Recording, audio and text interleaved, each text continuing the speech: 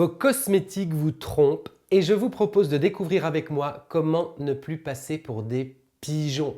Il y a deux grands messages dont il faut se méfier dans l'industrie cosmétique conventionnelle. Le premier message, c'est un message de naturalité. Regardez plutôt ici les exemples que je vous ai apportés. On vous présente une plante, on vous présente un emballage avec le mot naturel, écologique, biologique parfois même.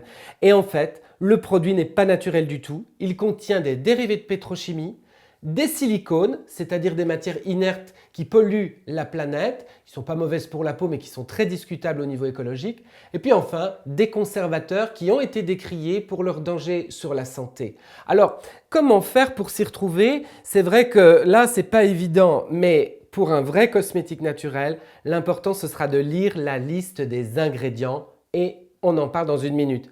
Avant ça, découvrons le deuxième type de message dont il faut se méfier, c'est le message scientifique. Vous vous rappelez de ces publicités où on vous vante les mérites d'une crème anti-âge qui a nécessité plus de 10 ans d'études pour un brevet, ou alors où on vous met en avant le rétinol actif, les liposomes, toutes ces choses un peu compliquées qui en fait ne le sont pas vraiment. Ces produits en plus sont vendus dans un environnement très sécurisant, scientifique de laboratoire, et le résultat c'est qu'en fait ce sont des concentrés de matières inertes. La part des actifs est vraiment le parent pauvre.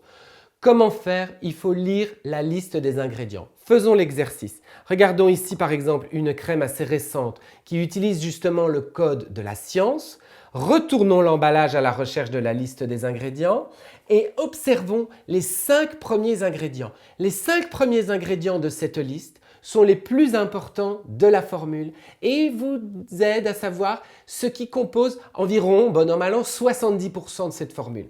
Alors regardons, de l'eau évidemment, de la glycérine et puis tout de suite, isohexadécane, cyclohexacyloxane et diméthicone, silicone, silicone, silicone, des matières purement synthétiques, pas mauvaises pour la peau mais très polluantes pour la planète et surtout qui n'apportent rien à la peau alors qu'on nous promettait un code jeunesse à base de, si vous voulez, cellules souches ou Dieu sait quelle science absolument incroyable.